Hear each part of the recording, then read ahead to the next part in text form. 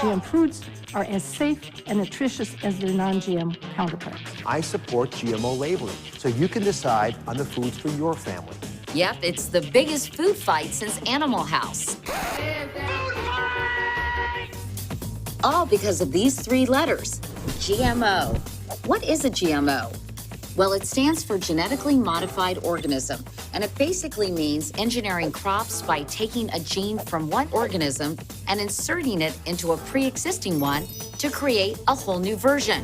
One of the very first genetically modified foods hit stores 20 years ago. Flavor Saver tomatoes were engineered to ripen slower and last longer. That's just one reason for GMOs. They also help crops brave the elements and make them more resistant to insects, pesticides, and disease. As of today, more than 90% of the corn and soy grown here in the U.S. has been genetically modified.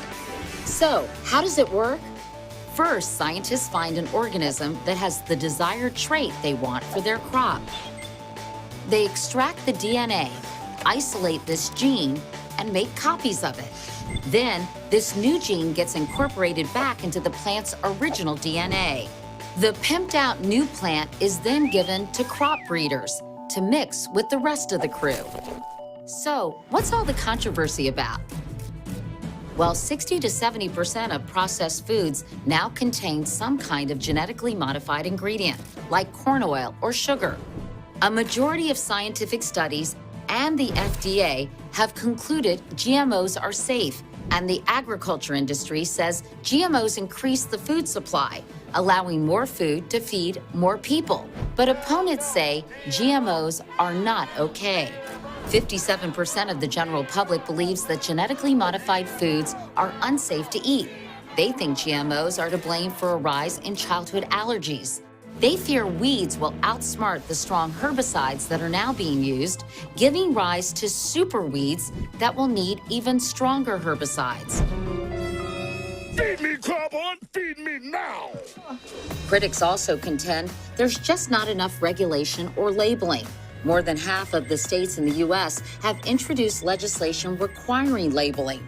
Vermont will start doing that in 2016. It's already required in Japan, Great Britain, and Australia, 64 countries in all. Although the food industry says that labeling unfairly stigmatizes GMOs. Several countries, meanwhile, have banned specific GMOs, but not the United States. There has been enough pushback from consumers to motivate General Mills to announce they're no longer using GMOs in regular Cheerios. And Chipotle has just announced, when you order your next burrito, no GMOs with that. Both sides are passionate on the issue, so whether you think GMOs are part of a healthy diet or we need a fresh approach, at least you can say, now I get it.